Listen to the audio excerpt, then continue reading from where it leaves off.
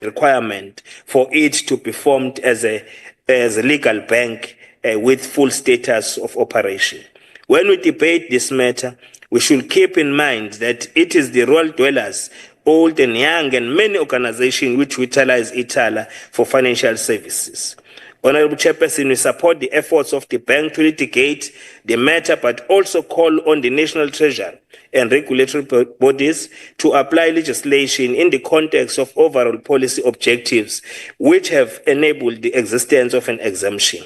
As we speak, 72% of the activities have been complied with by Ithala Bank, 19% are work in progress, and 9% are behind, which they must also pick up on. We believe through partnerships and outcome-based cooperation, the bank can comply on all critical areas. Dealing with the national development policy objectives requires a balance which recognizes the contextual conditions of a problem and, most importantly, its negative impact on the people and their institutions and generally livelihood of our communities. We are in the digital age, and we believe various solutions can be developed to protect the bank and also transition the bank to have effective systems which support digital services. They can be accessible for their users. Today, the majority of South Africans have cell phones, and various mechanisms can ease financial inclusion and lower the cost of running the bank. Honorable Chairperson, as I conclude, I would like to conclude my debate by making the following quote from the wisdom of humble, gentle giant and revolutionary icon Mama Charlotte Maxeke, who once said, and I quote, "This work is not for yourselves. Kill that spirit of self and do not live above your people, but live with them. If you can rise, bring someone with you." I close quote. Honorable Chairperson, I therefore call upon the legislators, ourselves, civil servants, government entities, our ministers to respond to this call and make Ithala rise again. I submit.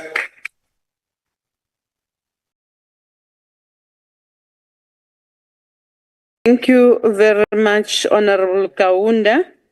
We are now moving to the next speaker, Honorable Swart from Democratic Alliance.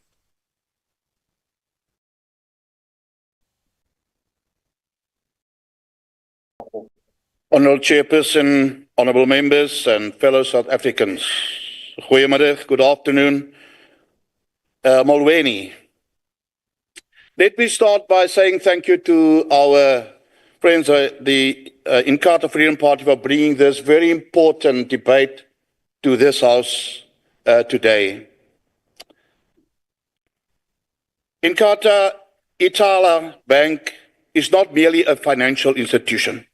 It carries deep historical meaning and has played a significant role in supporting those excluded from traditional banking systems. We recognize the IFB's long-standing commitment to empowering the people of KwaZulu-Natal through accessible development finance.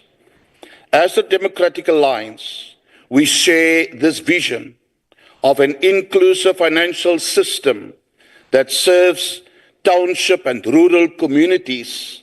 We support the existence of a strong, sustainable development finance institution, but we must also be honest and very firm. We cannot support the continued misuse of taxpayers' money on entities that are poorly managed, politically compromised, and financially unstable. Honourable members, for years, Ithala has failed to meet the minimum requirements set by the Prudential Authority. The final exemption that allowed this bank to accept public money depositors expired in December 2023 already. And yet, this state-owned institution continued operating, placing public funds at serious risk. This led to the appointment of a repayment administrator, something usually reserved for criminal schemes like Ponzi operations. Let this sink in, Honourable Chair, members and fellow South Africans. A state-owned institution had measures put in place that are reserved for dealing with Ponzi schemes. That's an illegal operation. Placing the money of pensioners, grant recipients, and small businesses in jeopardy. Ithala Bank services to rural communities are far-reaching in comparison to other commercial banks, and therefore critical. However, these practices are not transformative, but gross financial negligence. The DA is not against Ithala's purpose, but we are against its performance and mismanagement. This same institution owed nearly 6 million in unpaid municipal bills to the eThekwini municipality in 2022. These were debts on commercial properties that house tenants who were literally left in dark when power was disconnected due to non-payment. In July 2023, the same story repeated itself. Ithala's North Meat Industrial Park, home over 45 small businesses, had its electricity cut off due to non-payment, nearly 1 million rand in arrears. The question comes up, how can a state-owned institution created to support entrepreneurs ends up destroying their livelihoods? Chairperson, the DA in KwaZulu-Natal, including our provincial leader, our finance and SCOPA teams have stood outside the Pietermaritzburg High Court not to protect mismanagement, but to protect the ordinary people who still believe in Ithala's promise. We have called for the incorporation of Ithala into a licensed partner bank to safeguard depositors and restore functionality. We believe Ithala can still serve a vital purpose, but it must do so with professional, independent and apolitical leadership, strict compliance with the Reserve Bank and Prudential Authority regulations, a national solution that avoids burdening the provincial fiscus and punishing poor communities further. Honourable members, the era of propping up failed SOEs, state-owned entities with endless bailouts, this must come to an end. The ANC governance record of state-owned entities speaks for itself. There's Eskom, Transport, SAA, Prasa, Denel, Post of, you name it, now shame it. And now Ithala Bank. For many years, the state's milking cows, and now after 30 years of mismanagement and corruption, all stand as ANC failures. We are in favor of Ithala's mission, but we will not support its mismanagement.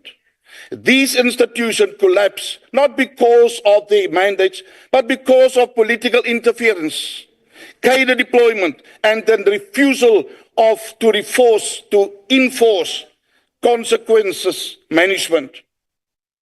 If Ithala is to be saved, it must be saved the right way. It is time to end the culture of state failure masked as empowerment. Real empowerment is financial inclusion with integrity, compliance, and sustainability. Real transformation is not keeping a broken system alive, but building a better, transparent one. Let us not throw the baby out with the legal bathwater, but let us also not stop pretending that the baby isn't drowning in mismanagement, and let us not continue to bath this baby in the same dirty water. Once again, thank you very much, IFP, for raising this debate. We agree that South Africans deserve access to development finance, but they also deserve institutions that can be trusted, knowing their money is readily available to them. Let us fight for dignity, not dependency. Let us demand reform not rescue missions. And let us commit to building a South Africa where rural communities are no longer afterthoughts, but central to our economic vision. I'm dreaming of that new South Africa. I thank you. Baie dankie.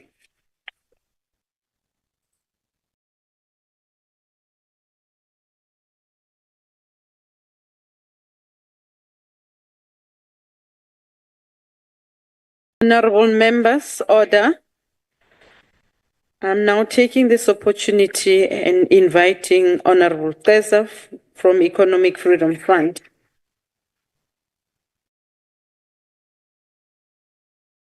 Kanjani?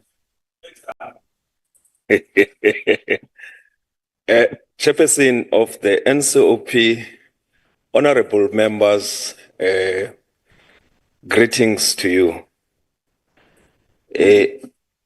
Lele nene eloko kokubana, Chairperson, nanamhlanje ukuba ngaba uthatha uzakwenu omhlophe noba ubufunde naye uhambe uye kwi-commercial bank namhlanje uyoboleka imali ozawuphuma phambili enkqenkqeza ngulomhlophe ngenxa kaloku yento okubana yena unezinto ahamba nazo and therefore i-dignity iza nezo zinto ahamba nazo.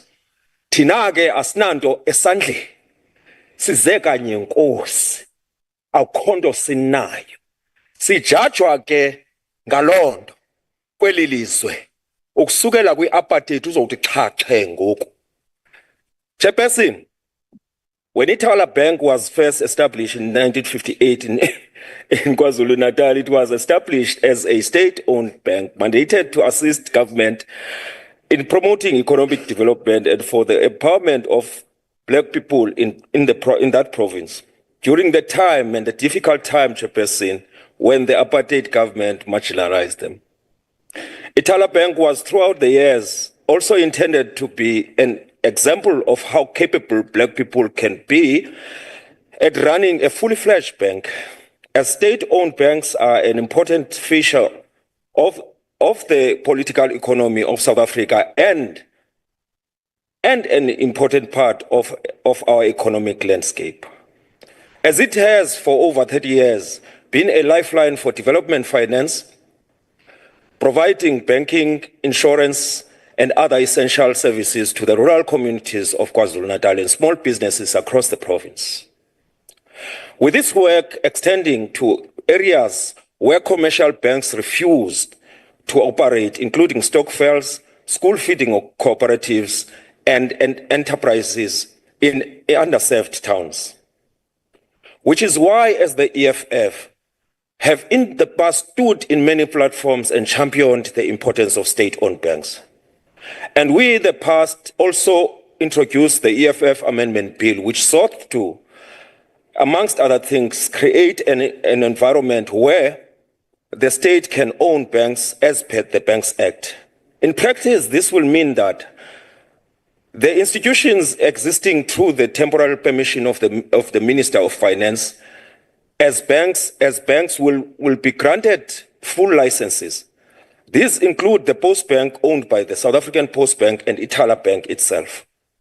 This would mean the establishment of all other state banks at a national, provincial, and local government with a clear developmental, financial inclusion and redress mandate. And we have in the past, Chairperson, emphasized the significant role of the SOEs and state-owned banks. The state-owned banks can play in the economy as engines of growth and economic survival. However, KwaZulu-Natal, under the leadership of the ruling elite, Ithala have experienced a number of challenges which have brought this bank into its knees. Ithala has, for more than a decade, struggled to obtain a permanent banking license with the South African Reserve Bank and has had to rely on exemption notices to conduct deposit acting activities. And because the bank is owned by the KZN provincial government. It has never been in possession of a banking license and has never received a support from the National Treasury, thereby leading toward its liquidation. We were, however, not surprised, Chairperson, by this outcome, as South Africa's banking sector remains dominated by white people who control more than 90% of the banking assets. This concentration of control has been one of the greatest stumbling blocks to the transformation of South Africa's economy. The Ithala SOE Limited is one of the few financial institutions owned by black people, and has been under the consistent attack by the SARP, which has demonstrated no interest in fostering transformation and ensuring meaningful participation of black people in the economy as owners. Instead, it has shown intent to eliminate any form of ownership that does not align with the control of Stellenbosch-linked interest. The EFF was also not surprised that the neoliberal Grand Coalition had folded its arms and allowed the financial institution owned by the state and the people of KwaZulu-Natal to face liquidation. The ruling elite is complicit in frustrating and preventing the transformation of South Africa's economy and continues to fail in eradicating poverty, unemployment, and inequality. Chairperson of the NCOP, it must also be noted that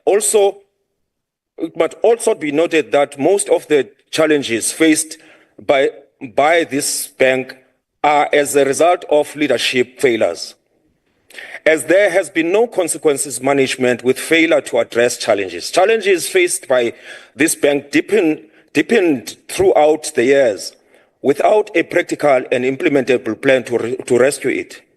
All this is indicative of a deep problem of political incompetence on the part of the ruling elite, who are not least concerned about running the country. The poor performance of this bank really should not surprise South Africans, as the intention of the GNU has always been to weaken the state and kill off any aspiration of the state-owned bank in this country. As early as 2010, we have heard claims of politicians from the ruling party, along with their politically connected associates, treating the bank as a mere personal financial resource, disregarding its critical developmental mandate. This bank, which was funded by KwaZulu-Natal taxpayers, was meant to uplift the province's poor by providing loans to small businesses and entrepreneurs. This institution has never been a scheme of exploitation, but rather a cornerstone of rural and small business development.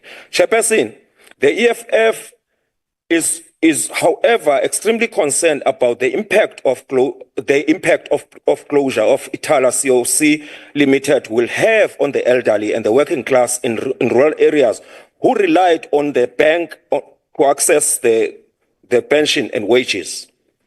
The closure will increase the cost of accessing financial services for these vulnerable groups, while also making worse financial exclusion by leaving more people without access to banking facilities and financial services. This will deepen economic inequalities and further marginalize already vulnerable communities.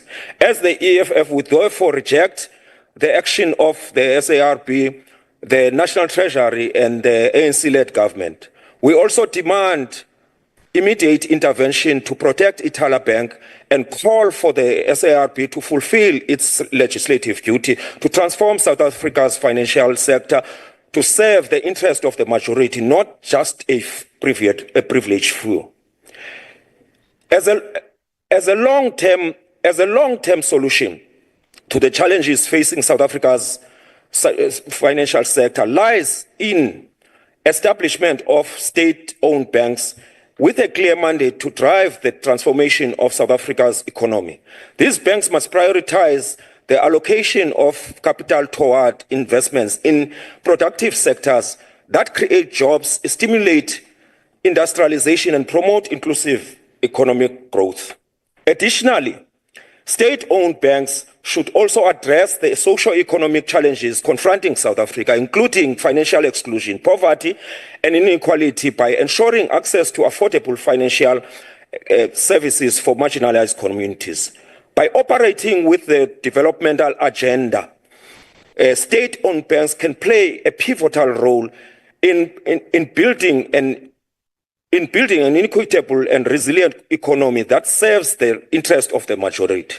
Chairperson, we must rally to revitalize Ithala Bank and ensure that it becomes fully functional and a model of the state bank, so that it can deliver on its mandate to uplift poor KZN communities. The attack on Ithala's operations threatens not only its survival, but also livelihoods of thousands who depend on its services. And its demise would be a devastating blow to KwaZulu-Natal's developmental agenda and its rural community. The bank can still be rescued and transformed into a fully fledged state bank. The EFF remains committed to defending institutions like Ithala, which prioritize the needs of the poor and the marginalized over the profit, and as they strive to achieve economic freedom for those who need it the most. The EFF will continue to monitor developments to ensure that Ithala's role in rural development, economic development, is not jeopardized. And therefore, we support the existence of Ithala as the EFF chair. And thank you very much. Thank you very much, Honourable Peza. Good afternoon, honourable members. We now go to the province of Mpumalanga, and the next person to weigh in on the debate will be the Honourable Sekwakwa. Over to you, Honourable Sekwakwa.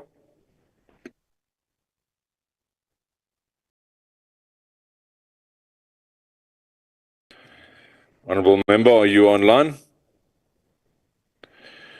Yes, I'm online, Chair. Thank you. Please proceed. You have 10 minutes. I'm sure the table will assist you with the timing on the screen. Thank you. Thank you very much, Chair.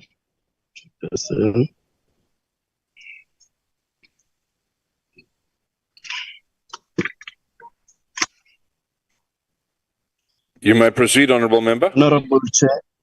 Yes, Honourable Chair, Honourable members of the NCOP, all protocol observed. As mandated by the ANC, I greet you all. Honourable Chair, Ithala Bank was established in 1958 as a development finance agency owned by the former KwaZulu Homeland Administration.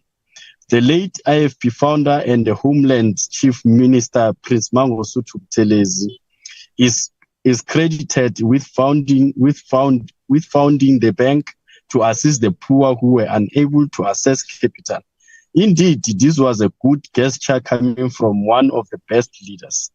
Honourable Chair, the theme for this debate is straightforward: ensuring the continued existence of Ithala Bank SOC as an instrument for equal access to finance, development, and opportunity.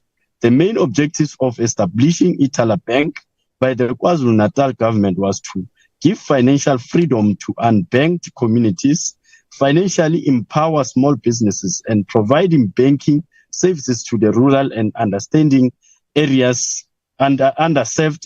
in KwaZulu-Natal.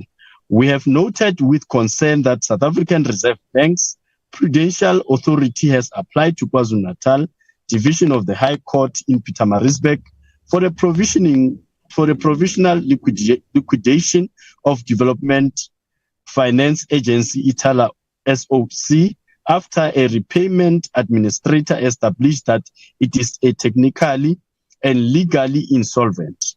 Honourable Chair, the future of Ingwavuma community in northern KwaZulu-Natal hangs in balance as Ithala is the only bank in the community and the livelihood of Ingwavuma town under the Jozini municipality.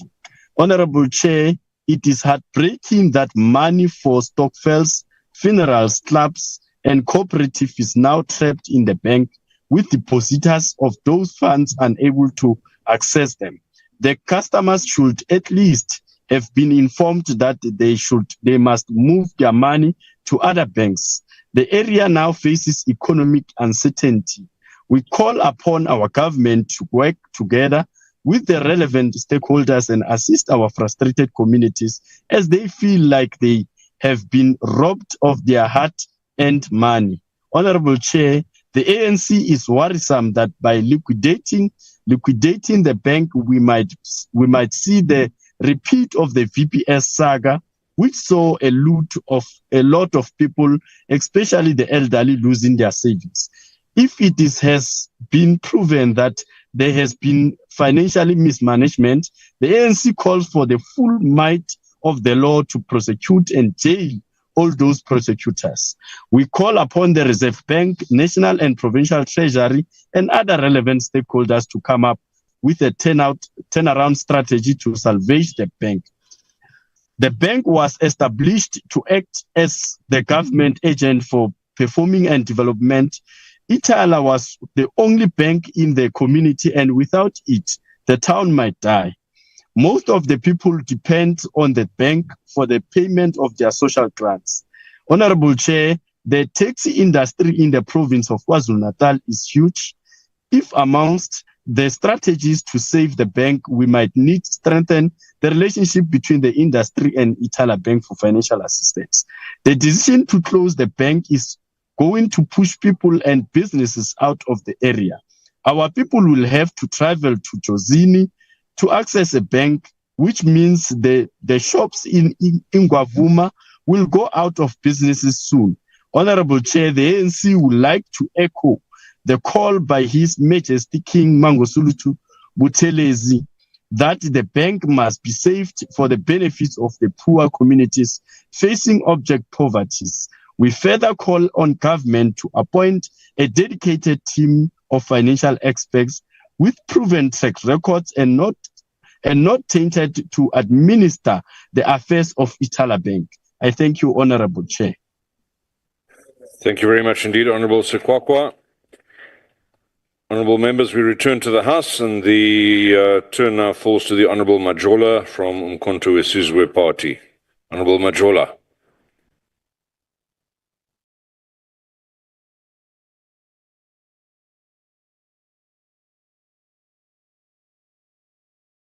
Honorable Chair, members of the NCOP, Chairperson, before I get into my presentation, let me first quote from the Mail and Guidance dated the 13th of January 2017.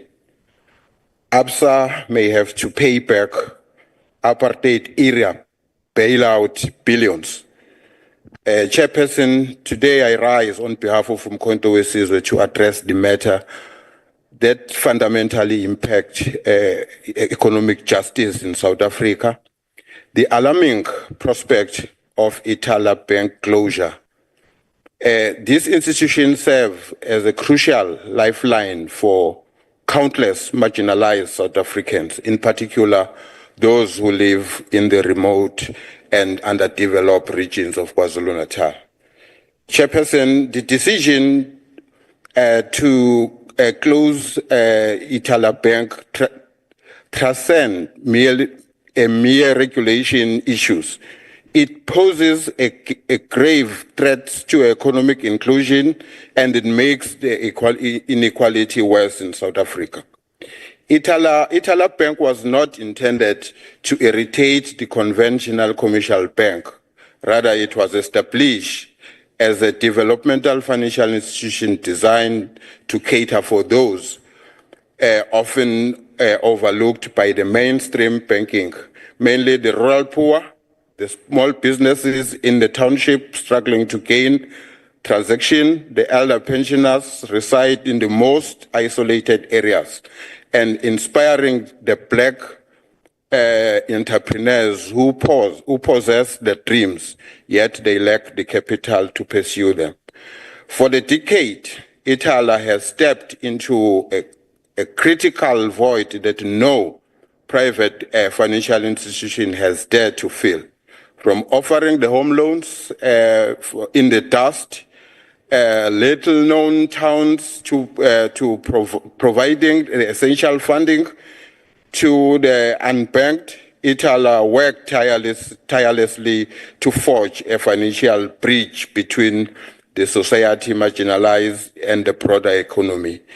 In the region where even one of the big four banks may not present at all, Ithala has remained steadfast beacon of the hope and support. Due to a complex web of regulation constraints, technicalities surrounding the financial soundness and licensing, financial sector conduct authority has made significant decision to suspend Ithala Bank's license. If this issue remain unsolved, it could ultimately lead to the bank irreversible shutdown. Kodwa ke lesimo siphakamisa umbuzo obalulekile lokhu kuzokwenzeka ngaziphi izindleko ngezindleko zikabani. Let us be clear, the closure of Ithala Bank disproportionately penalized the poorest members of our society for the failure of the broader financial system. The regulatory framework imposed on Ithala Bank to recognize its unique role as a developmental bank. Instead, it subjects this institution to the same rigorous metrics and compliance regulation generally tailored for a profit-driven commercial bank. This approach is not only inappropriate, but fundamental unjust.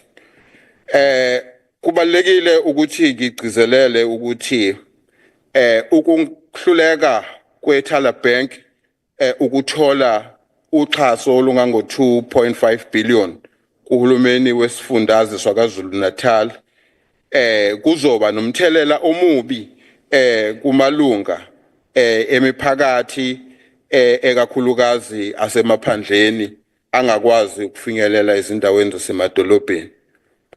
While it is true that Ithala has encountered its share of government and compliance issues, the response from the regulators has been to undermine the potential for reform and growth. Instead of providing the necessary support, Ithala has been diligently worked to rectify these challenges by appointing competent board members and tackling the government's shortcomings. Nevertheless, the bank continue to meet its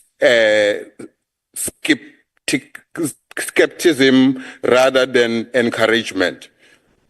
Ithala Bank, a state-owned institution founded to serve the underserved, now on the edge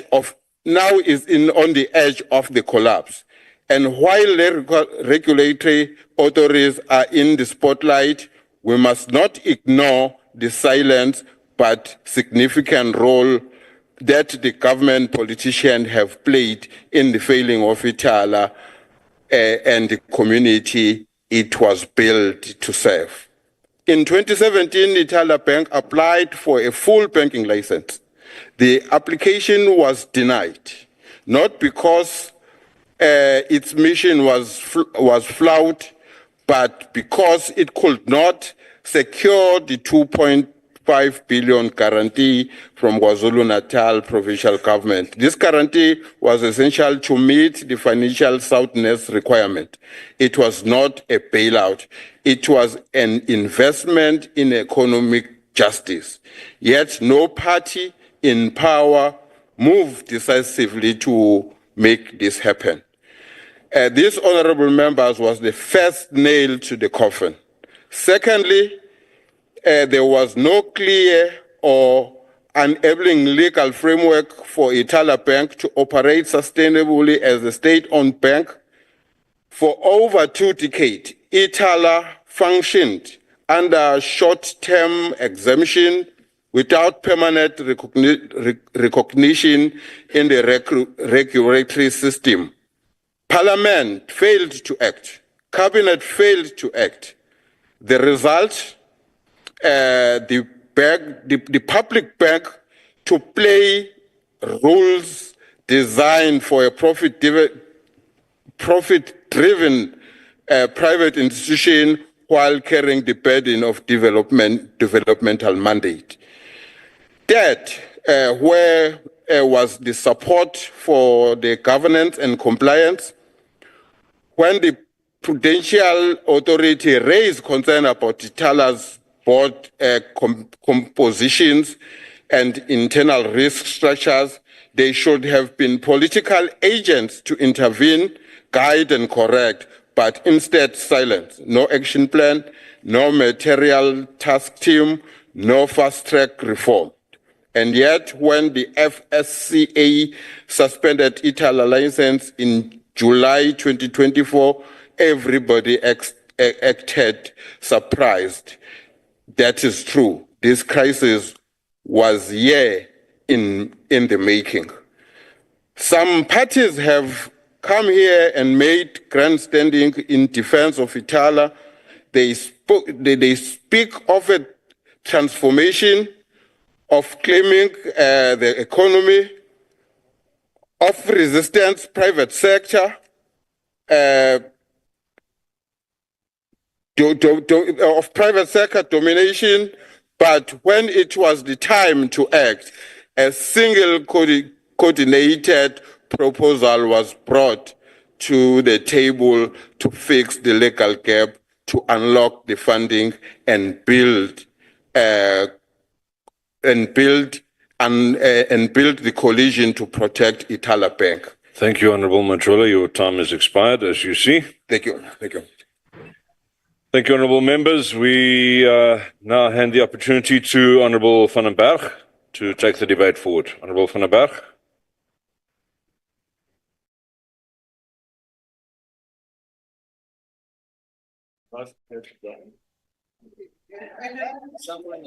This fancy dog.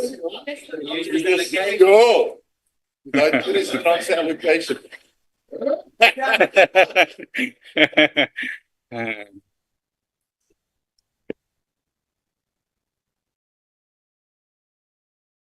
Please proceed, honourable member. In preparation for this debate, my first thought was, is this another VBS bank problem? Serving in the Select Committee for Economic Development and Trade, one tends to be skeptical towards initiatives involving money, as there tends to be more failures than successes. And no, Ithala is not another VBS. The Auditor General of South Africa issued a clean audit report for Ithala for the year ending March 2024, but with serious reservations regarding its level of solvency. Ithala offers business, personal, and affordable housing loans, also investment products. Thus, we have to look at what's happening elsewhere in this economic space to understand Ithala. As part of the backdrop to the loans and funding sector, we find the Small Enterprise Finance Agency, SEFA, the National Empowerment Fund, NEF, the Industrial Development Fund, IDC, the Innovation Hub, the ESD, the National Youth Development Agency, NIDA, and the Department of Small Business Development, to name but a few. It seems almost too easy to get money in South Africa. But due to discriminatory race-based legislation, only if you are black. Most of these institutions, however, are reporting huge losses due to defaulting on repayments of loans and incentives. Not only does this loss remove the seed funding from the money pool and therefore takes away an opportunity for the next hopeful recipient to receive, it also does not contribute to macroeconomic and employment growth opportunities as the money is gone and not economically active and multiplying. The tendency then is to view Ithala Development Finance Corporation in the same light or maybe dark shadow as the other institutions. We have to therefore make sure that Ithala is able to add value to South Africa, or at least then KwaZulu-Natal, by reaching our economic goals like increasing job opportunities. And Ithala has done some success stories in the past. However, as the Freedom Front Plus, we are of the opinion that legislation regulating financial institutions is definitely part of good governance. Given the poor state this economic sector is in, there should be no exceptions to this rule. Therefore, Ithala Finance Development Corporation should comply or close. I am reminded of the words of Henry Kissinger: "Who controls money, control the world." However, the book of Proverbs, chapter 22, says that the wealthy rule over the poor, and anyone who borrows is a slave to the lender. Another one of Kissinger's corrupt politicians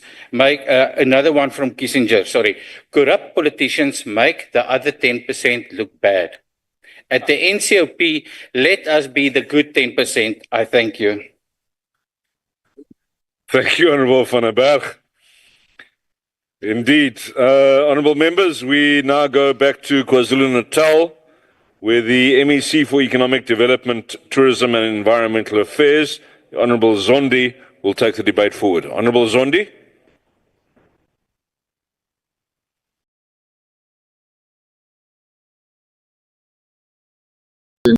Honourable Les Governor, who piloted this motion, members of the National Council of Provinces.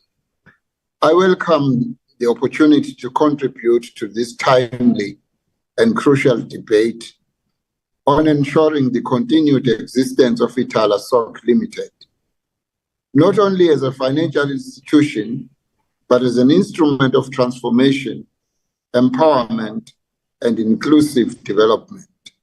Ithala is not just a bank. It is a symbol of hope for the people of KwaZulu-Natal, particularly the rural poor, the township entrepreneur, the informal trader, the pensioner, and the SASSA recipient who cannot afford to be excluded from the financial services because they live far from urban centers. Ithala has been the financial heartbeat of these communities for decades. Honorable members, in 2001, Ithala was split from the Ithala Development Finance Corporation and has since been operating under exemptions from the Banks Act. Its very existence under constant regulatory scrutiny has been a balancing act between compliance and its developmental mandate. It is unfortunate that Ithala's banking exemption expired in 2023 in December. This lapse, coupled with the FSCA suspension of its FSP license, has disrupted operations, caused a sharp revenue decline, halted lending and new deposits, and placed jobs and service provisions at risk. Even more worrying, Honourable Chairperson, the repayment administrator's restrictive role has further suffocated Ithala's ability to operate, thus halting payments to SMMEs, service providers, Izinduna, and even land claimants. Let me be very clear. The closure or possible or imminent liquidation of Ithala would not just mean the loss of jobs. It would result in a financial disaster for communities that have no alternative service provider. It would endanger over 2.5 billion rand in deposits, mostly from low-income individuals and cooperatives. It would compromise access to housing, vehicles, and business finance in areas commercial banks choose to ignore. Honorable members, the vision of Ithala has always been aligned with our national agenda, which is financial inclusion, economic redress, and building a capable developmental state. Ithala has over 200 years of cumulative banking experience on its executive team.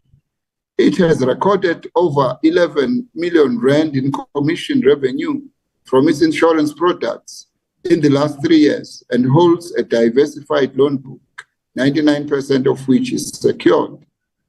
Despite the challenges, Ithala continues to serve. It has partnered with the International Women's Forum to train women's leaders. It has offered IT skills development and youth banking learnerships through Bank SETA. It has continued to operate under immense regulatory strain with unqualified audits and strong risk management frameworks.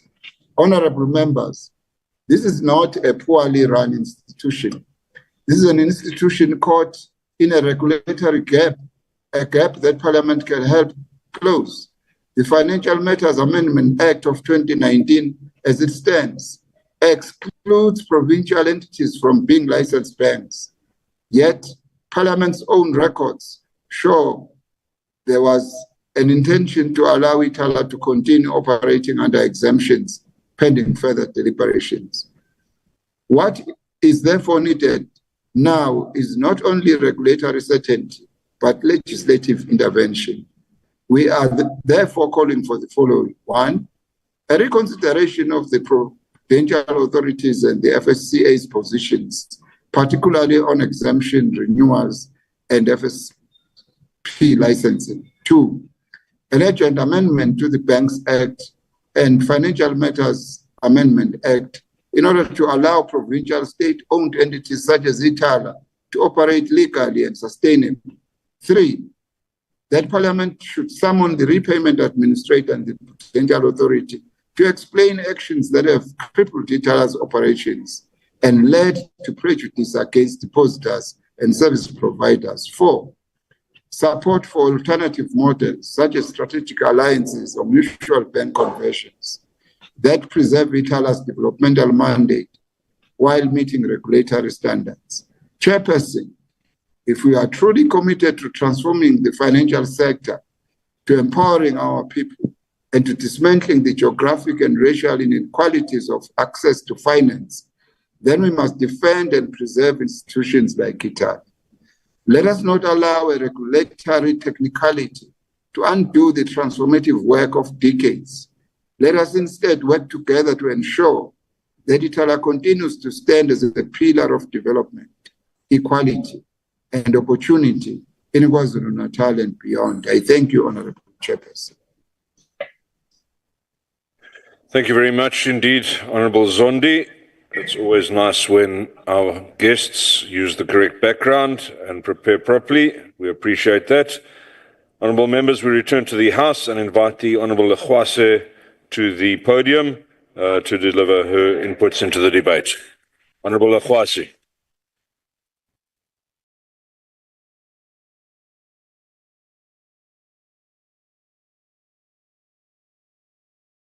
Honorable Chairperson of the NCOP, Honorable Delegates to the NCOP, esteemed guests, fellow South Africans, Chairperson of the session, good day.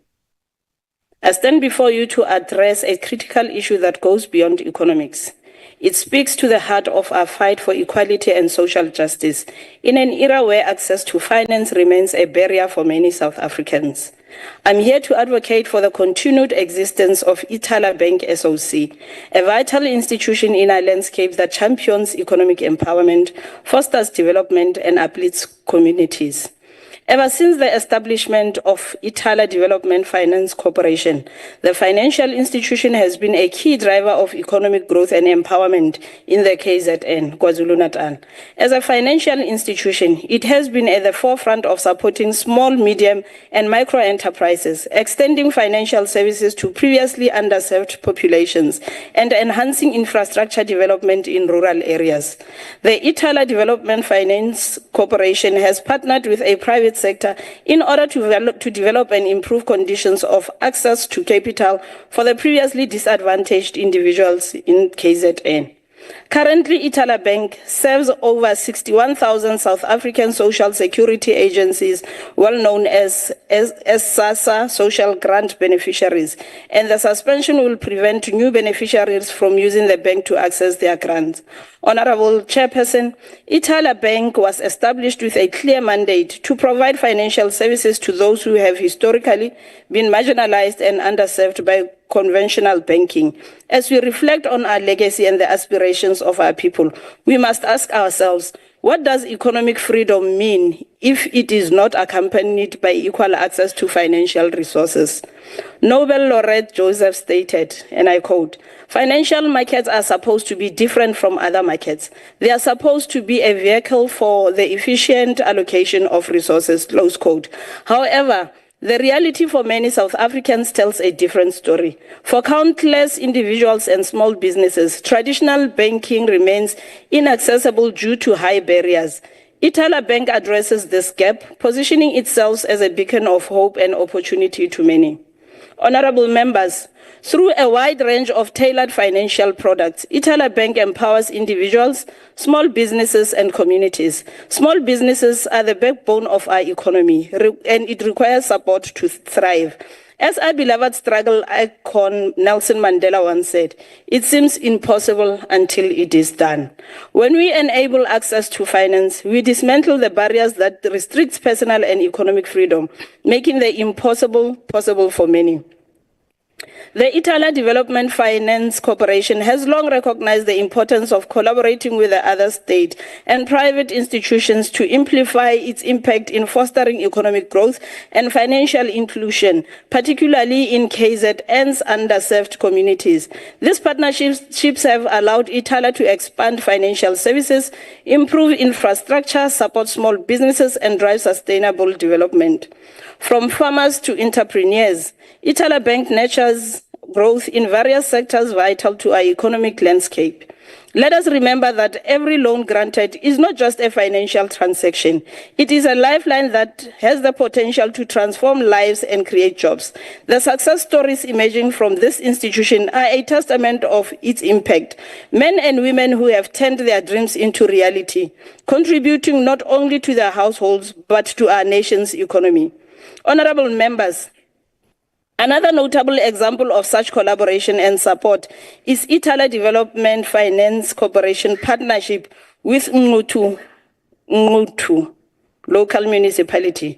This initiative focused on alleviating poverty and reducing unemployment with rural communities and urban fringes of KZN. By leveraging resources and expertise from both the public and private sectors, the partnership aimed to create sustainable economic opportunities for local population. Of these great initiatives by Ithala Development Finance Corporation are policy positions that align with the ANC and its manifesto, particularly on the view of that South Africa must reshape its financial sector to drive employment and industrialization. However, as we gather to discuss the future of Ithala Bank, we must acknowledge the very real challenges it faces. Increasing competition from established financial institutions, pressures from profitability, and regulatory hurdles threaten its operations. But let me be clear, these challenges cannot be used as justification for diminishing the role that Ithala Bank plays in our society. As economist Joseph reminds us, financial markets are supposed to be a vehicle for the efficient allocation of resources. Ithala Bank is more than a financial institution. It is a network of trust and support that fosters social capital in communities that desperately need it. So, what does the future hold for Ithala Bank? To secure its existence, we must rally together as government, financial sector stakeholders, civil society, and private sector. We must collaborate to ensure that this institution remains a cornerstone of our financial landscape. This debate is not merely an academic exercise. It is a call for action. We must explore innovative policy initiatives to enhance the bank's operational capacity, outreach, and sustainability. I encourage all of you to consider the importance of our collective responsibility. The success of Ithala Bank is tied directly to our commitment to build an inclusive economy. It reflects our dedication to policies that prioritize people over profit, over competition. As I conclude, Chairperson, let us remember that the existence of Ithala Bank SOC is not just about maintaining a financial entity. It is about preserving a tool for empowerment, development, and opportunity for all South Africans. Together, we can continue to champion the ideals of economic justice and equality. This transformation should ensure diversified ownership and control across public, private, and social sectors, while promoting affordable credit, investment in the industrialization, infrastructure, and job creation. Additionally, it should enhance financial inclusion and prioritize domestic investment. Achieving the goal requires a collective effort from the government, financial institutions, civil society, and local communities. Ithala's engagement in public-private partnerships has been central to its mission of fostering economic development in KwaZulu-Natal. As I close, Chairperson, I urge each and every one of you to support this vital institution. Let us shape a future where financial services are accessible to everyone, ensuring that South Africans can pursue their ambitions and achieve their dreams. As we undertake this mission, we will fulfill the promise of our liberation struggle, a promise that every citizen, regardless of their background, has the right to equal access of prosperity. I thank you.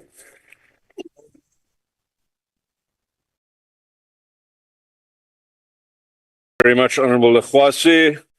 Ngoku Sibizela, Honourable Peter Ekongeni. Honourable Peter.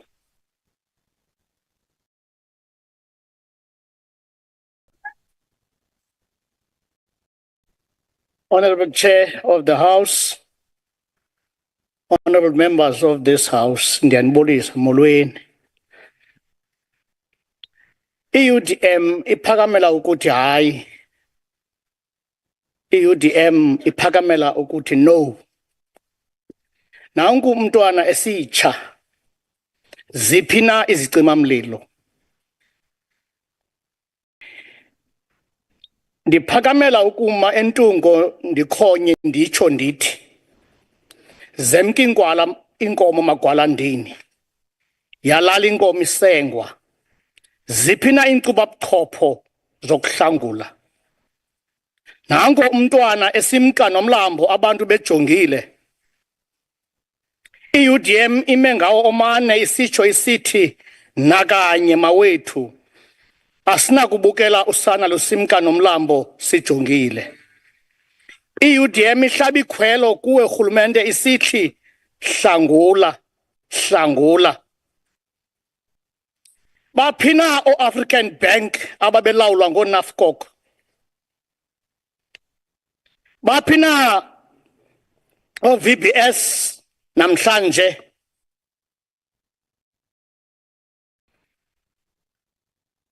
NAFCOC banyamalala entungo. Kanye kulo unguthala ukuba makatshabalale. We demand a bold action. The government must secure Ithala's full banking license, enforce rigorous financial and governance restructuring, and protect its founding mission. This is not a charity. It's an investment in the vulnerable. A chance to fix what's broken and build a stronger Ithala. UDM urge regulators, stakeholders, and this House to act with urgency. Save Ithala, strengthen its roots. Siyabonga. Nkosi. Thank you very much, Honourable Peter. Ladies and gentlemen, the next at the podium will be the Honourable Pinar from the Democratic Alliance. Honourable Pinar.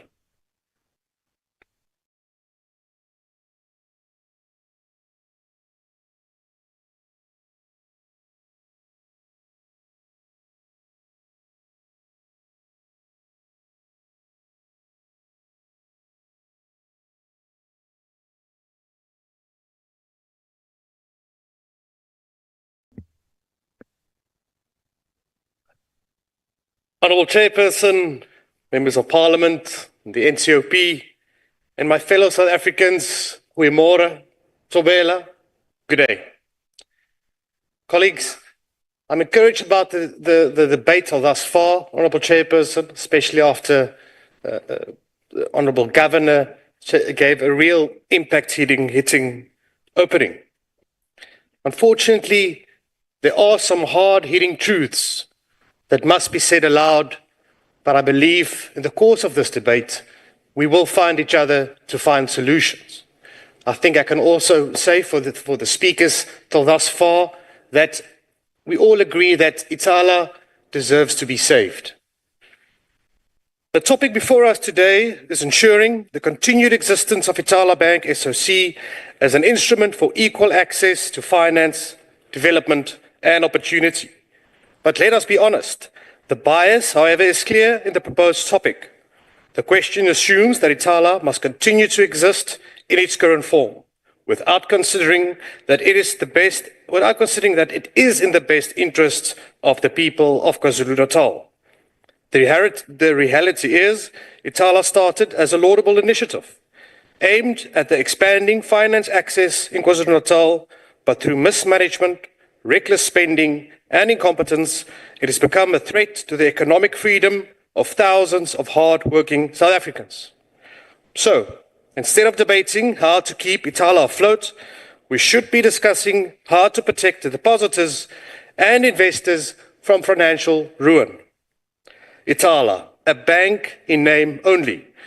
Ithala has misled its depositors, violated financial laws, and ignored repeated warnings to get its house in order.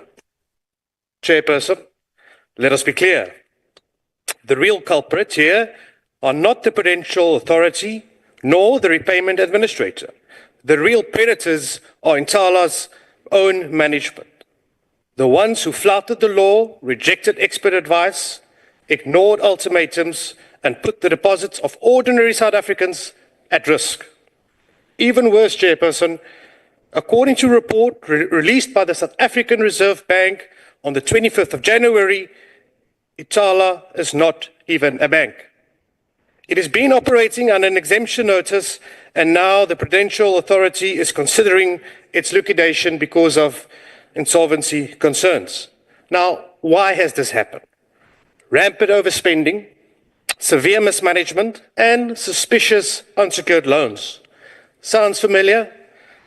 This is starting to look like a VBS-style collapse, and I say that, Chairperson, with no joy.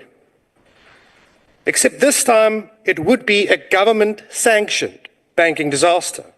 If we allow this to continue, we may one day hear the words spoken in this House repeated in the next Zondo Commission report or public hearing. I urge my colleagues today, choose your words carefully. The real victims here are hard-working South Africans. Chairperson, in all of this, we must never forget who suffers the most. The thousands of South Africans who entrusted their SASSA grants, pensions, and life savings to Ithala.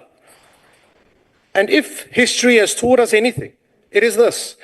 When a financial institution collapses, government gets reimbursed first and ordinary depositors last.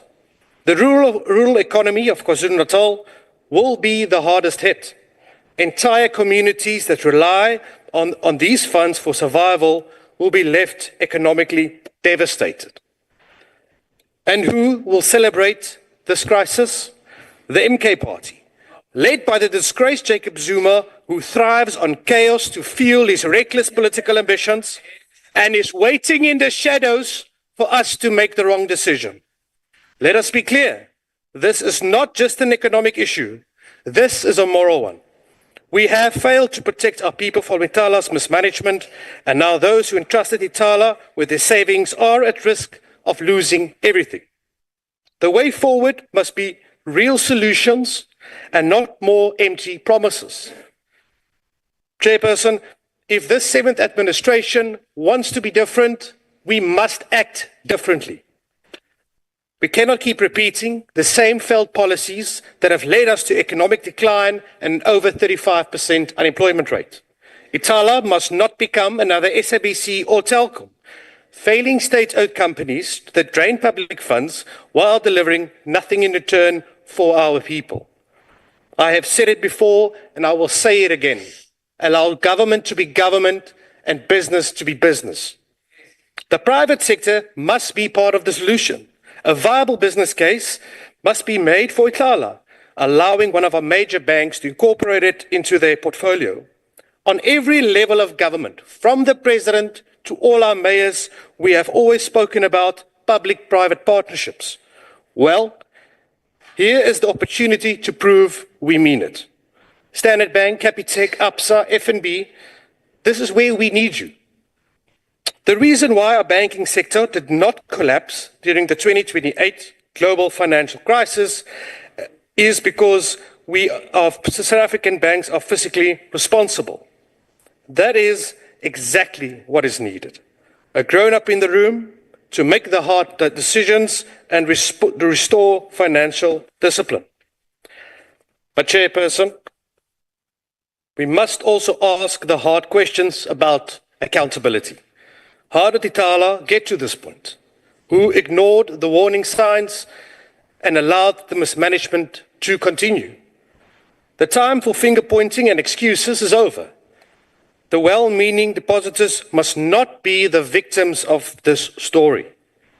The leadership of Ithala must be held accountable, and those responsible for its financial collapse must face the consequences. With that being said, Chairperson, I think it's important for all forward-thinking parties in this House today to have a unified response. We must stand as one to make sure the people of KwaZulu-Natal do not suffer because of the incompetence of management. We must stand together like I said, with all forward-thinking parties and work together for the betterment for everyone. Thank you, Chairman. Siyabonga.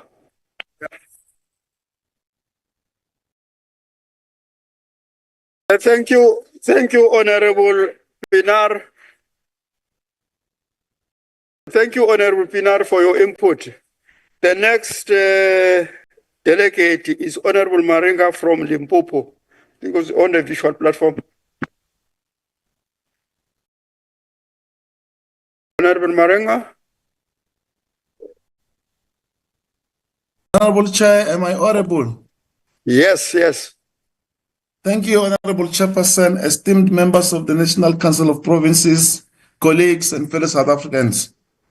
Today we gather to deliberate on an institution that represents far more than just a financial entity, but an institution that embodies our collective commitment to economic justice and inclusive growth.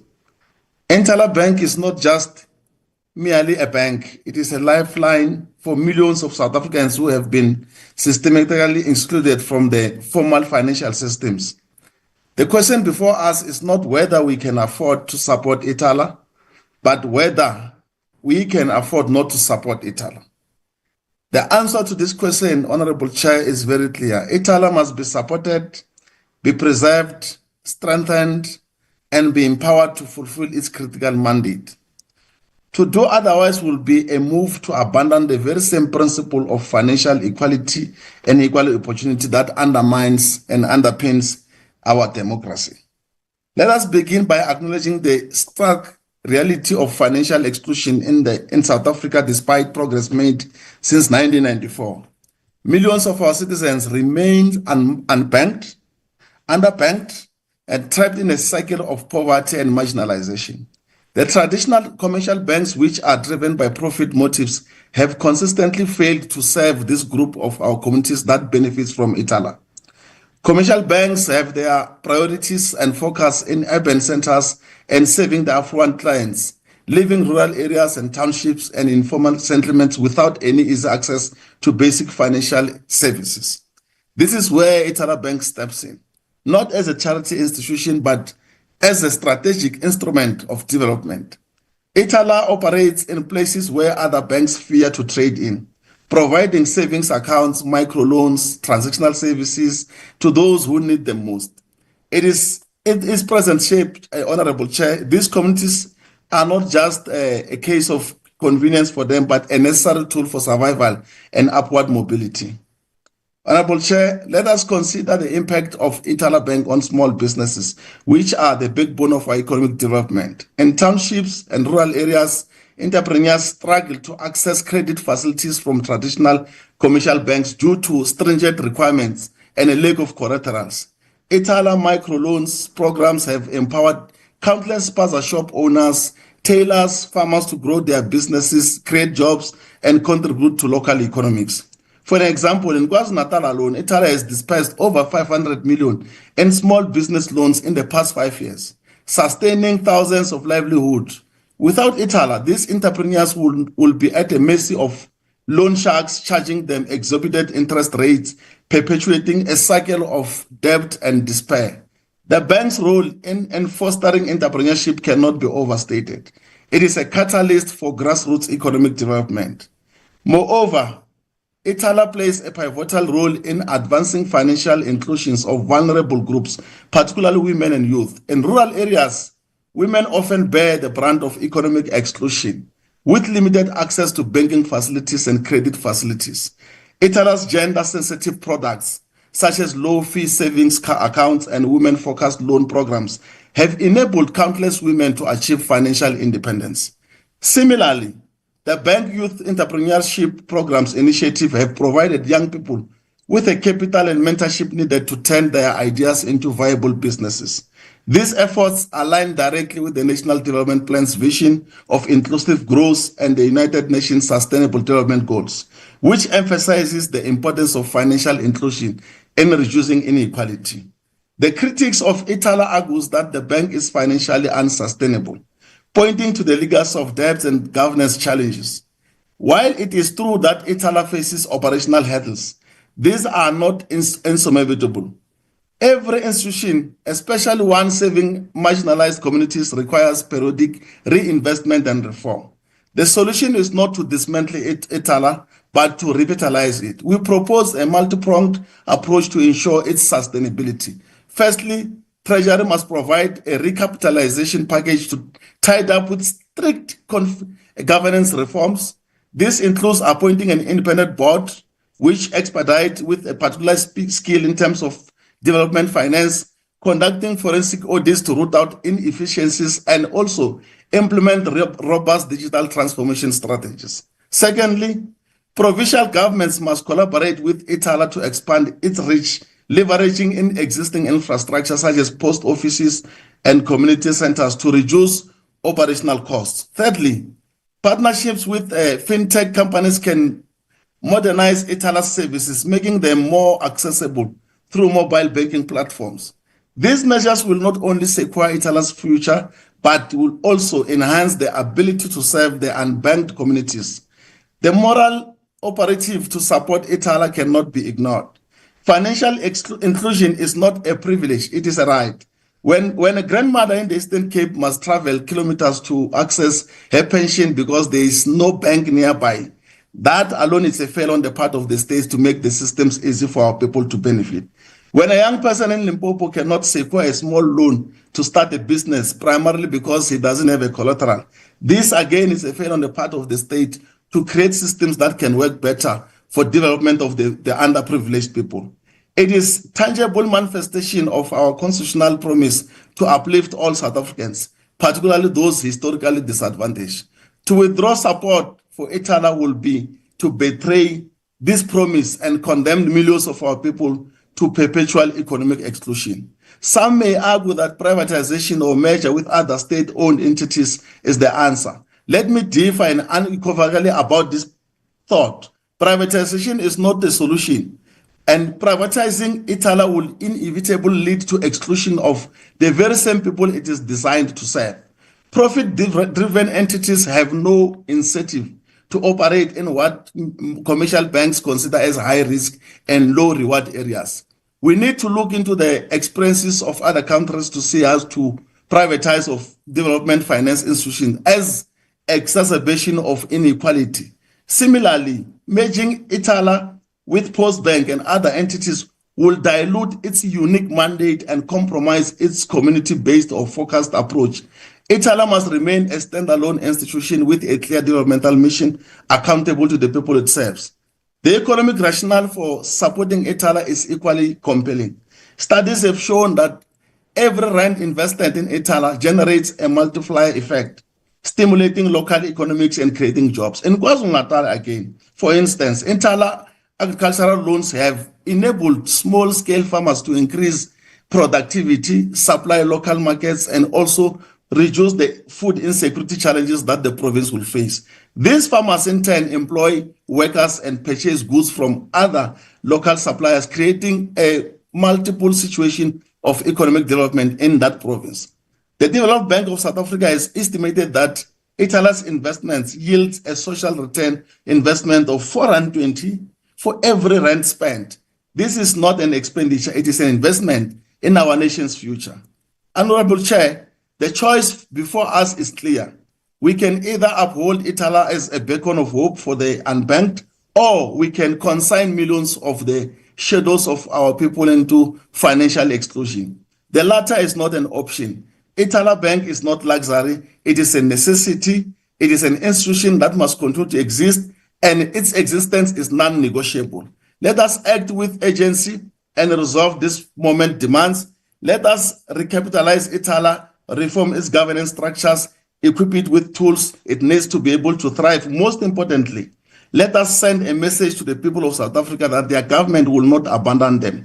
In conclusion, Honorable Chair, I call on this August House to unite and support Ithala, and then let us stand for Ithala, but for the principle that every South African must have is access to financial institutions, particularly the underprivileged that this bank has been saving. Baya danke. Thank you, Honorable Maringa, for the input which you have just made.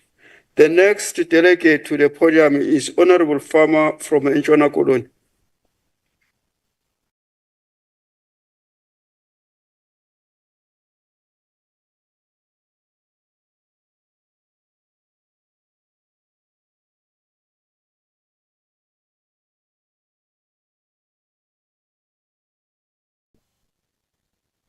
You know, Chairperson, people can be very nonsensical.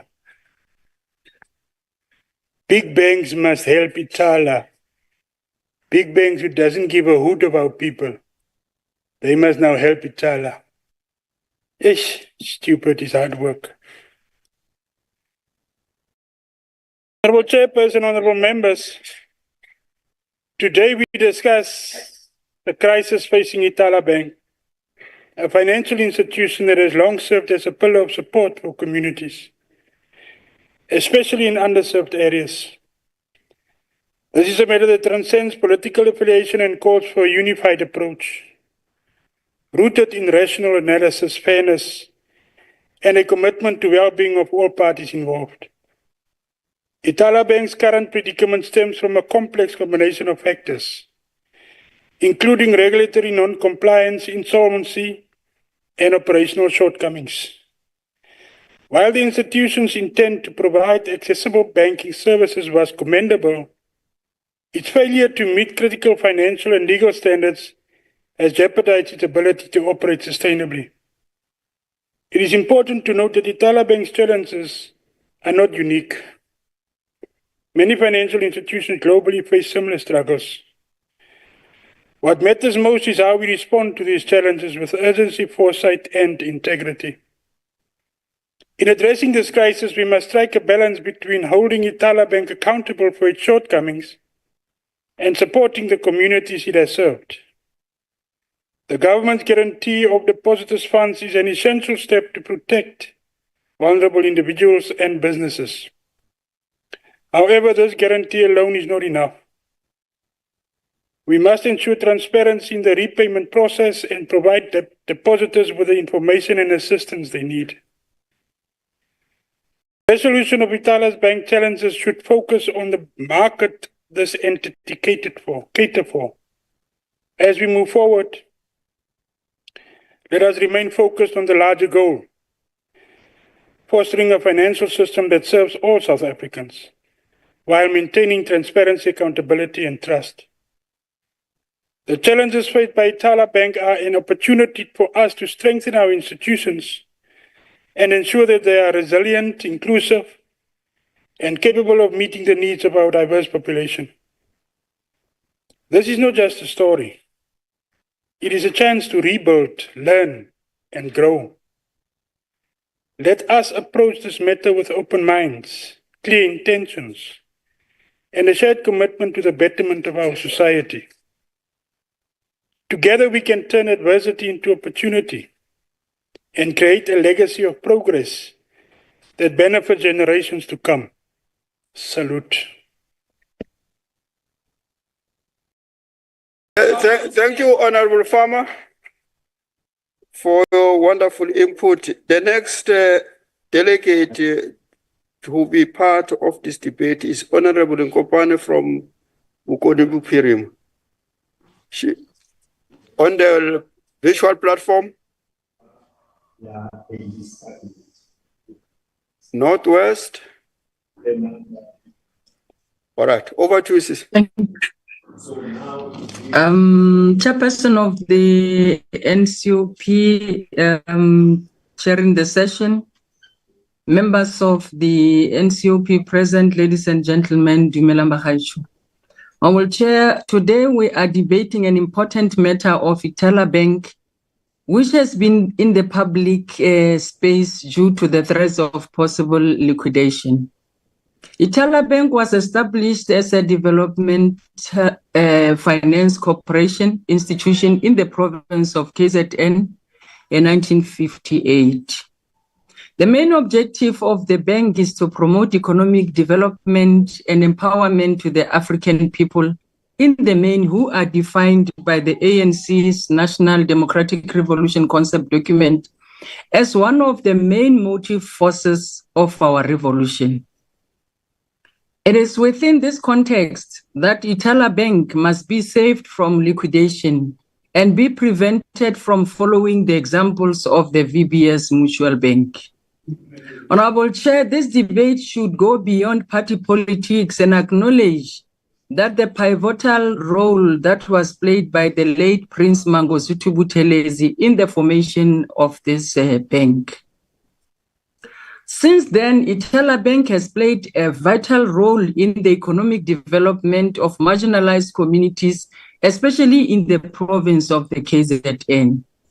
However, due to some failures and regulatory prescribed non-compliance, the Ithala Bank is now facing possible extinction. Therefore, it is our duty as public representative chairperson to find a sustainable and effective way to save this bank so that it continues to discharge its developmental mandate. Honorable Chair, the challenges in Ithala Bank stem from the formal banking license, stem from a complex history of operating under exemption notices rather than a formal banking license.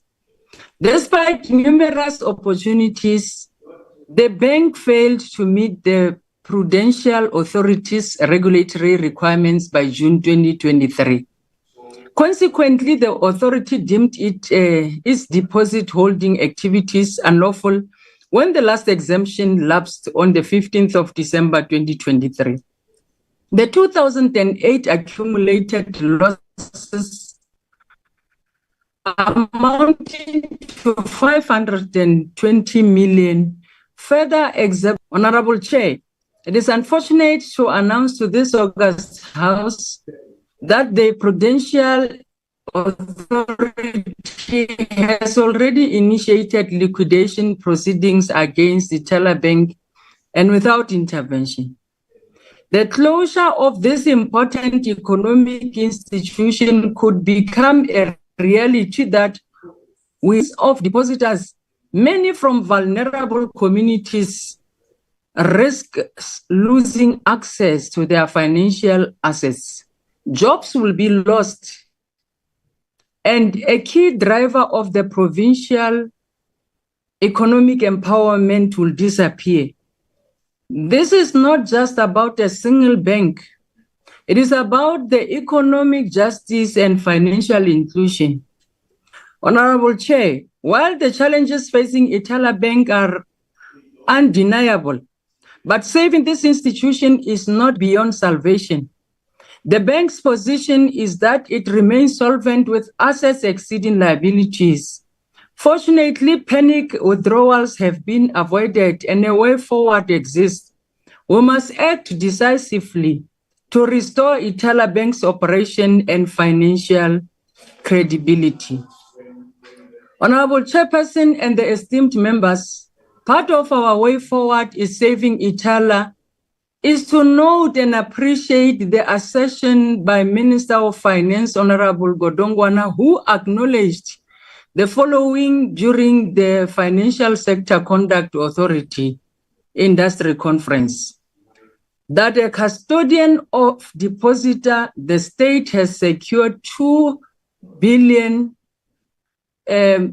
guarantee to safeguard depositors of Ithala Bank. Noting that the minister has said, I therefore propose that this august House must intervene in order to revive Ithala's credibility by engaging Prudential Authority and National Treasury in finding alternative regulatory solutions. I further propose a phased compliance plan with structured timelines and strict oversight that can help Ithala region credibility and eventually secure a full banking license. As already alluded, one of the Ithala's biggest weaknesses has been poor governance and executive instability. And I therefore, as mechanism of improving governance challenges, the bank must prioritize appointment of experienced financial executives, implement strict anti-money laundering and risk management policies, and develop a clear succession plan to ensure leadership continuity. Furthermore, an independent financial audit must be conducted to assess Ithala's solvency claim, and additionally, inefficiencies must be identified and eliminated, including the mismanagement of the IT modernization project that led to 34 million rand in wasteful expenditure. Worth noting is that Ithala's status as a provincially owned entity complicates its ability to secure a traditional banking license. Alternative structures should be considered, such as transitioning into a mutual bank under the Mutual Banks Act, which allows community-based ownership and regulatory flexibility. Partnering with established bank to provide regulatory financial services while maintaining Ithala's unique developmental mandate. Finally, Chairperson, transparent stakeholder communication system must be established to prevent financial panic and maintain depositor confidence. Ithala Bank must also prioritize clear and regular communication that includes public updates on depositors' fund security, transparent disclosure of restructuring efforts, and regulatory negotiations. Honorable Chairperson, Ithala's crisis is not just a financial issue. It is an economic empowerment matter, it's a job security matter, and it's a social justice matter that needs serious intervention by this august House. We cannot allow a financial institution that serves marginalized communities to collapse due to poor leadership and regulatory shortcomings. Instead, we must take a bold, decisive action to implement reform and restore confidence and secure Ithala's future. In conclusion, Chairperson, I want to emphasize that in this august House should support a multi-pronged intervention that includes government reforms, financial restructuring, alternative banking models, and transparency regarding Ithala is not just possible, it is necessary. I thank you. Thank you. Thank you, Honorable Nkopane, for your input. The next delegate to come to the podium is Honorable Billy from KZN.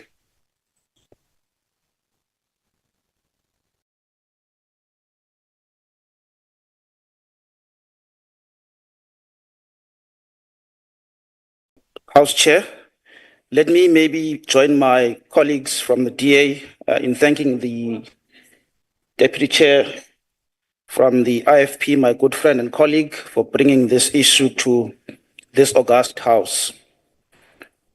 My chairperson is to start by telling a very brief story of Nokuthula Nhlabati, a resilient woman from Mdntv village, Eshowe, in KwaZulu-Natal.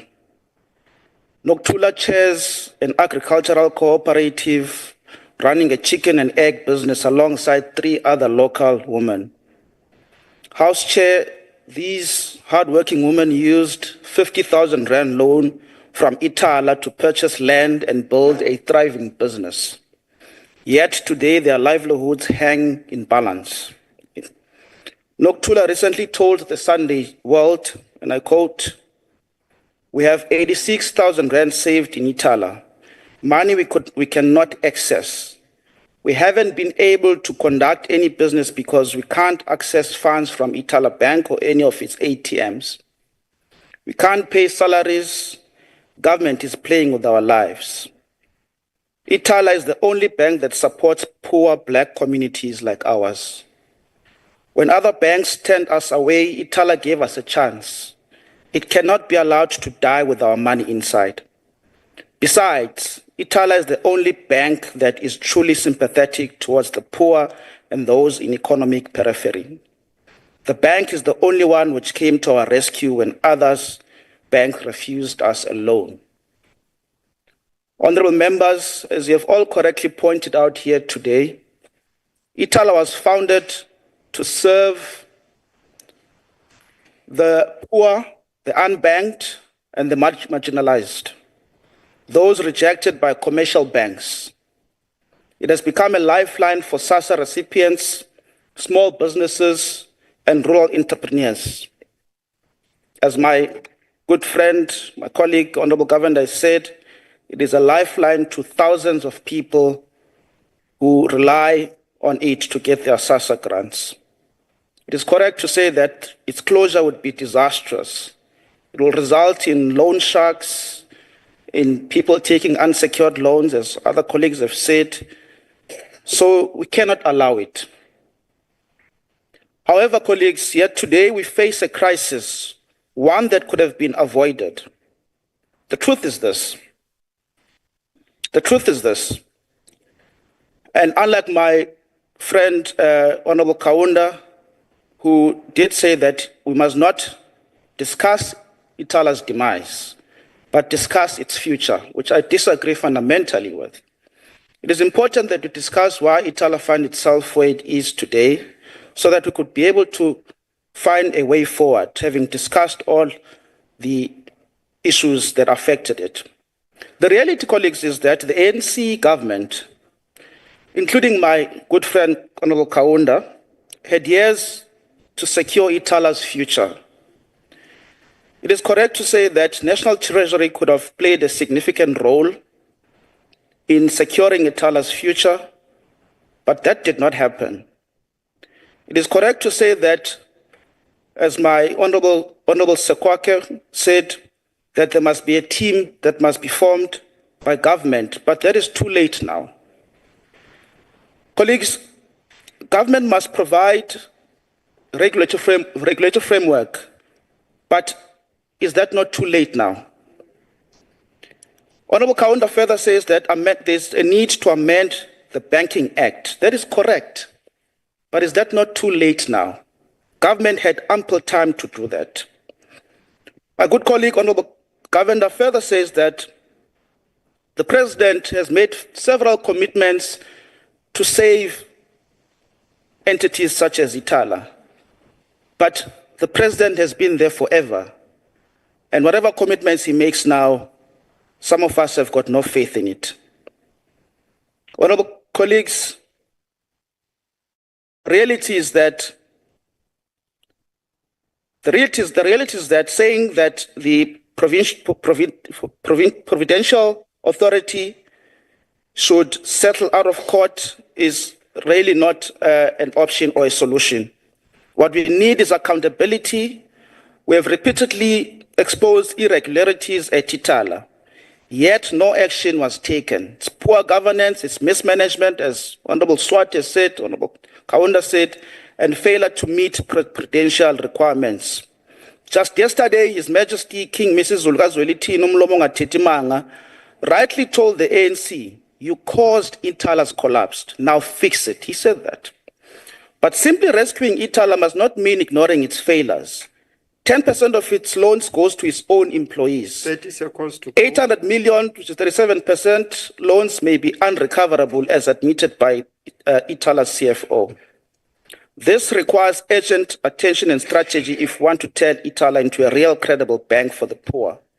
Chairperson, the Democratic Alliance, as the Democratic Alliance, we stand with the people of KZN. We recognize Ithala's vital role in empowering those excluded by the commercial banks. We support its existence, but demand accountability, and we want more to be done to rectify this situation. I thank you. Baie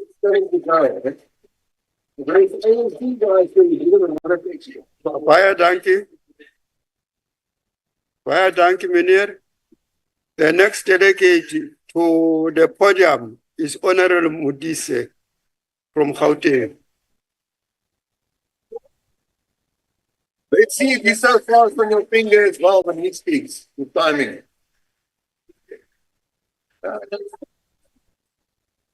Watching.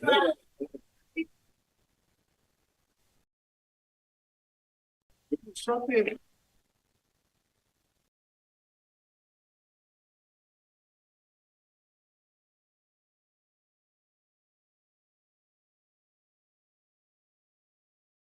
Honorable Mdise, don't do it again. When I've already called you on the podium, you cannot move away from the podium. Otherwise, you'll move forever out.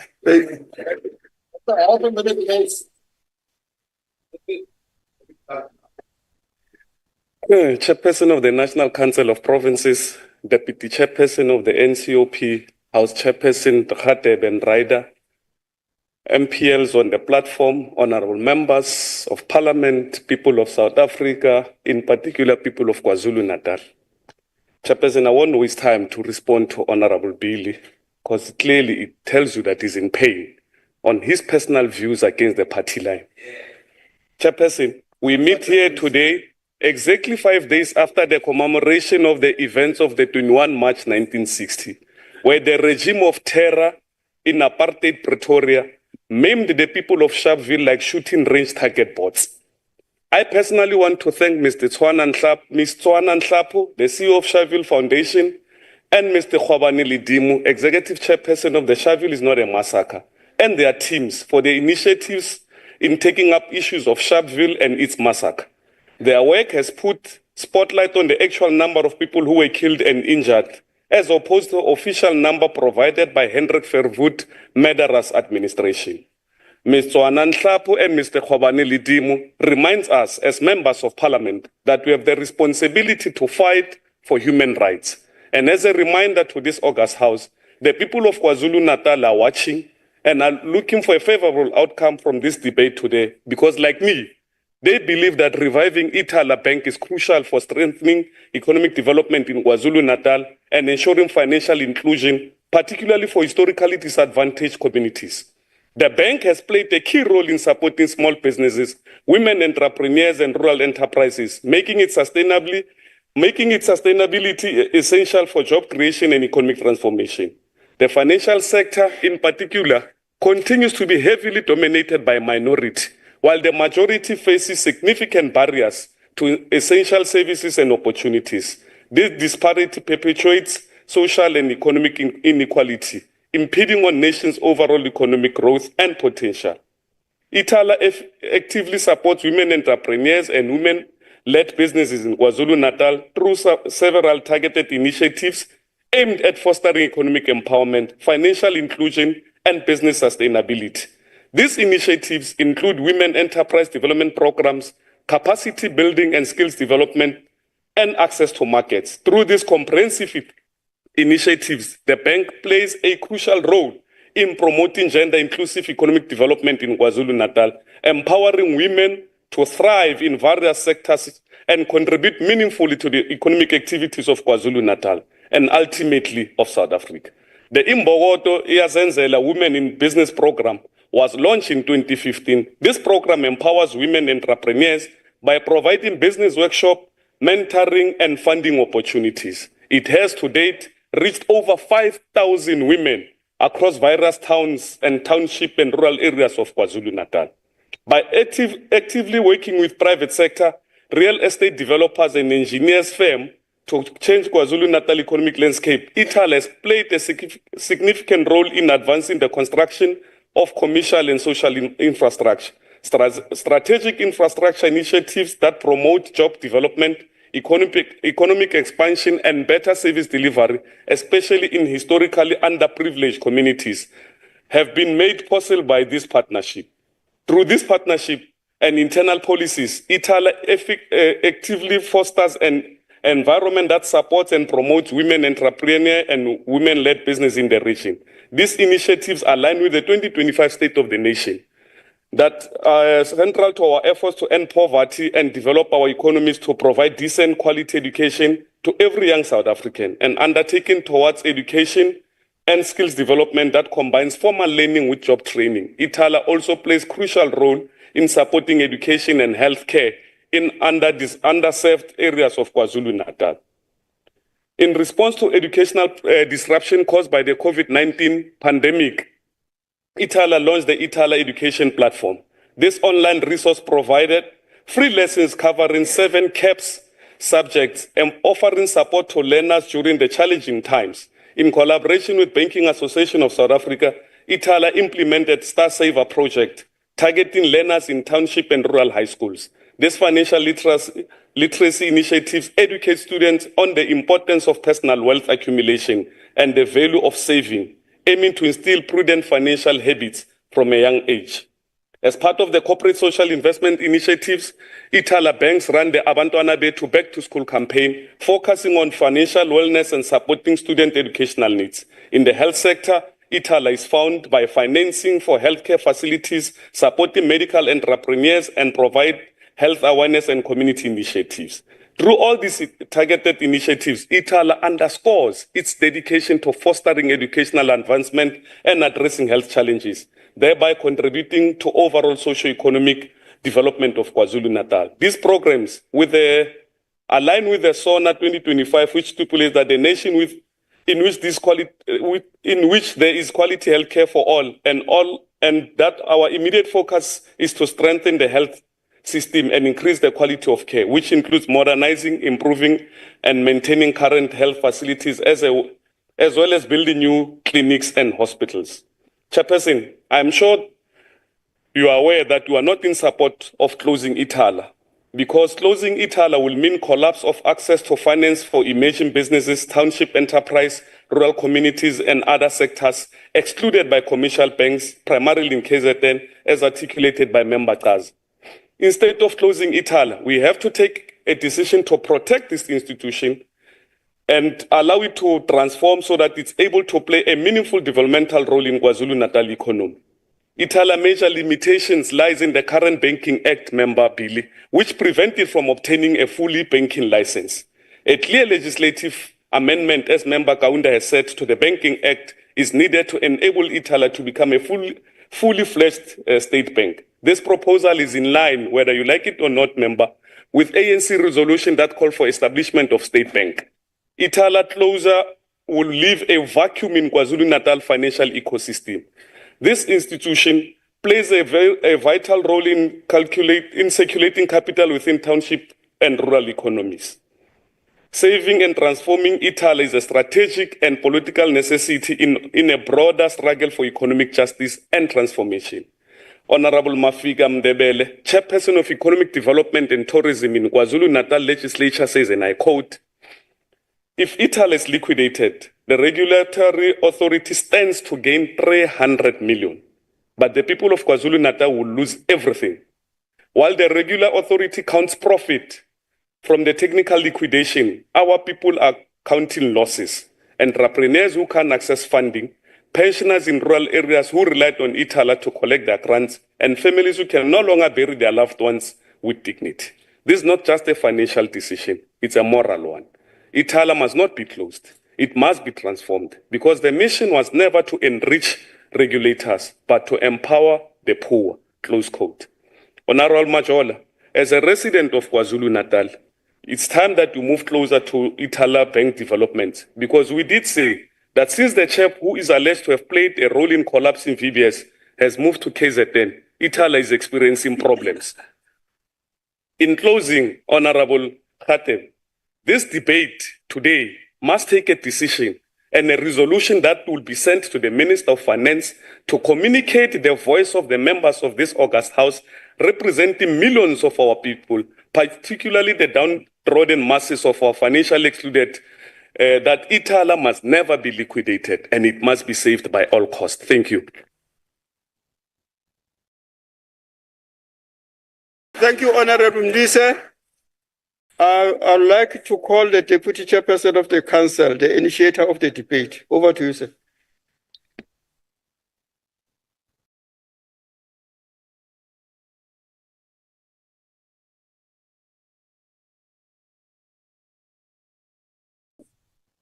Thank you very much, House Chairperson. And I think, allow me firstly to thank all honorable members that contributed to this debate. And I must say that this is one of the times when I saw that almost every political party that contributed were singing from the same hymn sheet.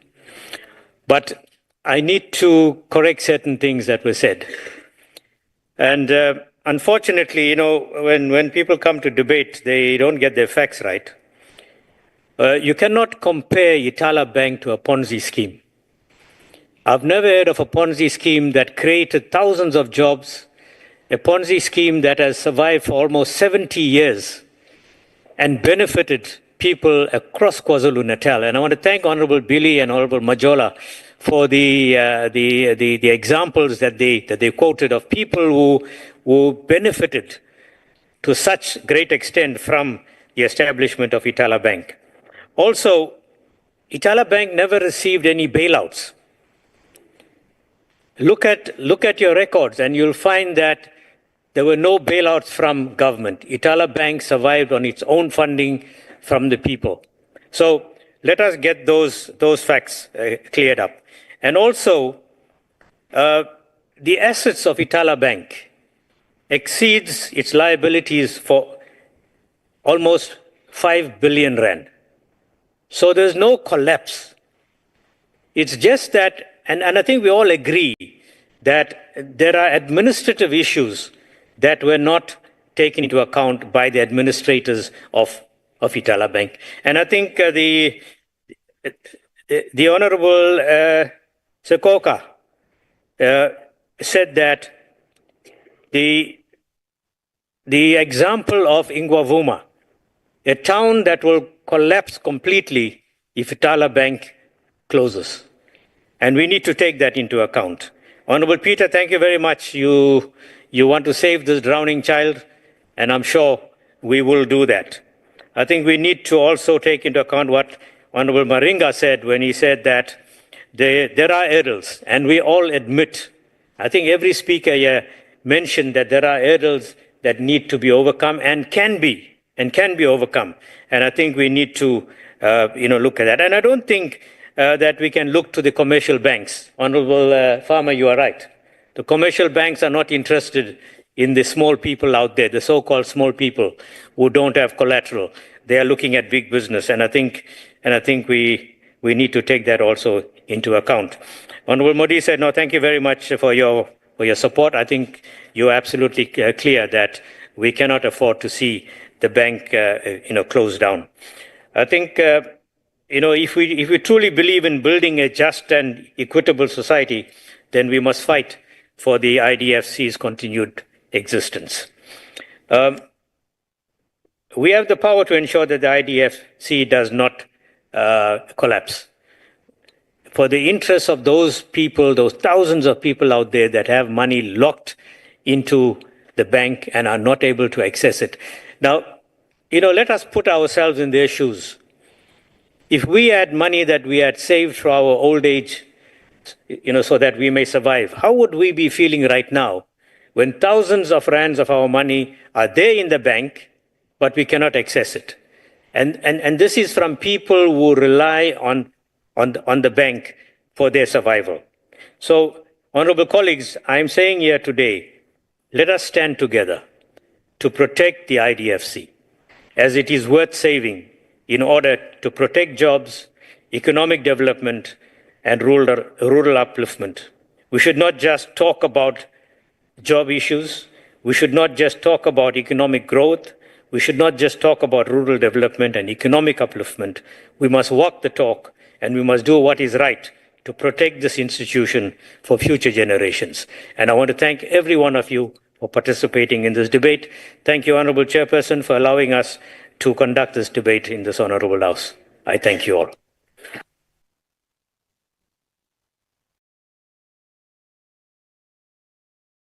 I really like to thank the Deputy Chairperson of the Council for bringing this debate into the House.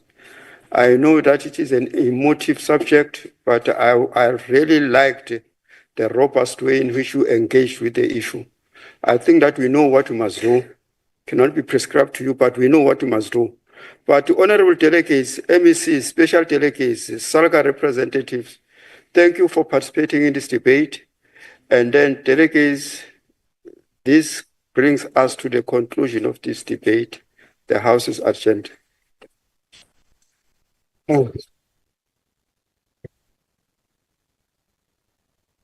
Recording stopped.